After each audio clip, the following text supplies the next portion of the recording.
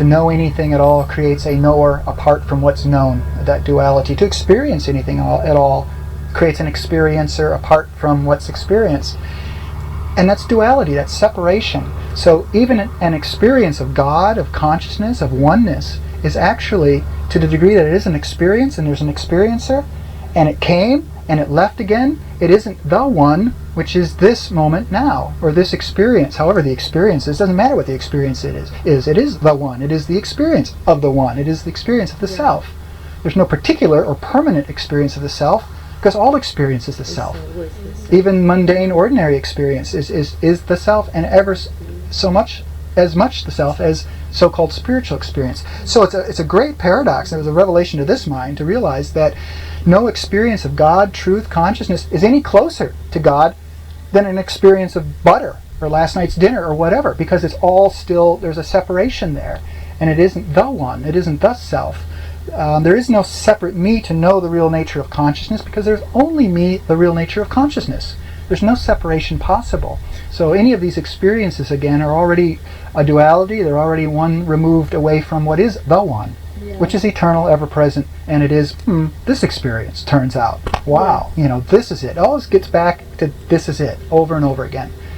So you stop chasing experience. You stop thinking there's some other, more better, different experience. Yeah, if you're looking for an experience that's somehow more reflective of your true nature, something like that, well, you're going to be stuck on the path for the rest of your days. You're going to be an experience junkie, and you might get huge experiences. And if they come, they will go again. They aren't the eternal. They aren't this non-dual, ever-present reality. So, and or whatever it is, I want the Kundalini rising, and you go through your head, and people embody the understanding, or blah blah Embody blah. it. Stabilize the awareness. Yeah, what does that look like? Any of these, they're all there has to be an entity there that's deepening, that's embodying, that's stabilizing. There has to be. There's always that false assumption of there's self. only one place to go to stabilize, embody, deepen, right back in the mind. Okay, well, how am I going to do this? How am I going to stabilize? Where I gotta go? I gotta fly to, what's it called? The Golden City. The Golden City or something. And spend get a little diksha. 3,000 euros to further embody this experience. Well, where are you going? You're going right back to the mind for that. Yeah. And you're missing the point at square one, because you're still mistaking your identity with a mind-body complex, with an individual body-mind, with a psychology, whatever, and still emphasizing that over self-identity, over the fact that you are the totality, you are whole and complete as you are. So that's the ignorance. That's the whole ignorance, is that emphasis on mind-body organism. So that. It's like I say, looking through the wrong end of the telescope. So of course enlightenment looks very otherworldly and far away, because you've got it backwards. So how to embody this again is based on an assumption that there's a someone, that it's about the body or the ego embodying this, becoming more spiritual. Well, I am spirit itself. I am that. I am the self. I'm embodied as Nathan. I am that. I'm already embodied. I've got 10 fingers and 2 legs, and I got all of Nathan. I've got the fetters and the hindrances and all of the Buddhist skandal sense, all that crap. I mean, how much more embodied do I have to be? I took the frickin' Nathan pill, and I'm frickin' Nathan. I'm totally embodied. And it's we aren't human beings having spiritual experiences. We are spiritual beings, spirit itself having human experiences. That is the human experience, and there is only spirit or consciousness having the experience. We are that. So the embodiment is recognizing who we are, who we truly are. Tat Swamazi, I am that, and then recognizing this whole manifestation is the embodiment. I mean, it's done. It's a done deal. It doesn't mean it doesn't change and evolve seemingly in the play. Yes. But however, it does change or evolve. Again, what does change and evolve mean, other than in relation to a reference point, to whom it's meaningful, to whom it's relevant in space, in time, and that reference point is false? It's not. There is no change in relation to the totality, because the totality is the totality.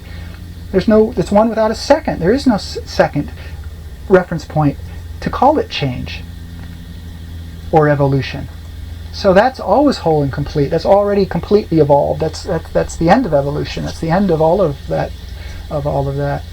So to know that, to rest as that, to be that, all of these other stories are kind of absurd. It's turtles on top of turtles, and when do we get to the bottom of it? Well, you never get to the bottom of it, because if there's a para-Brahman, there has to be a para-Brahman.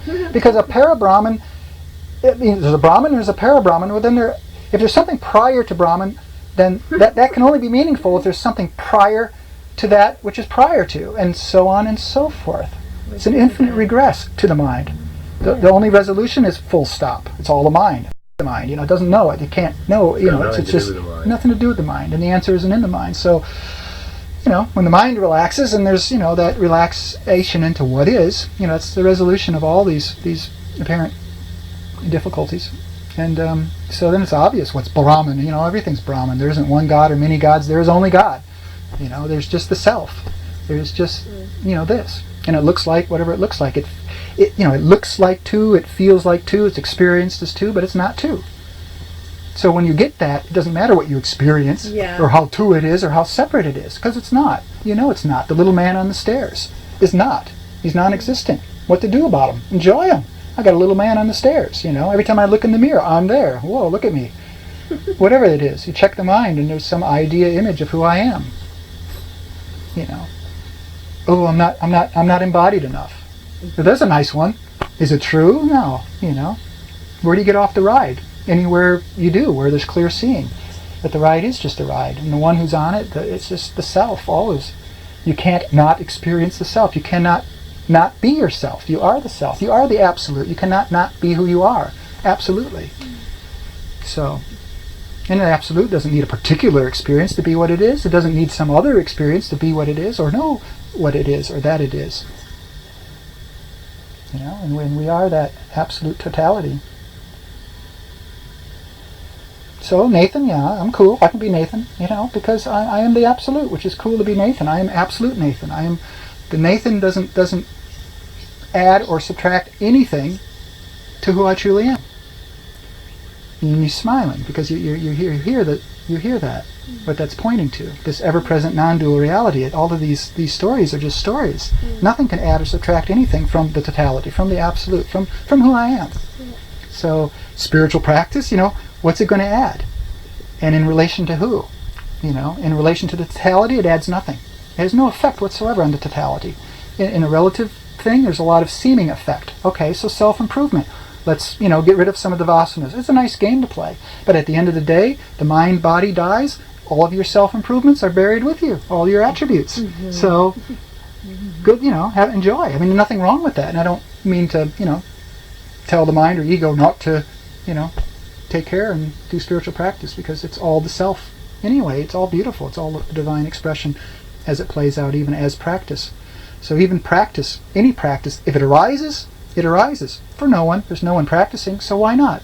Why not do self-inquiry or meditation or whatever it is? The practice itself is complete. It is a nuance of the totality, and as a nuance of the totality, it is complete. It is perfect. So, hallelujah for practice. For all of it.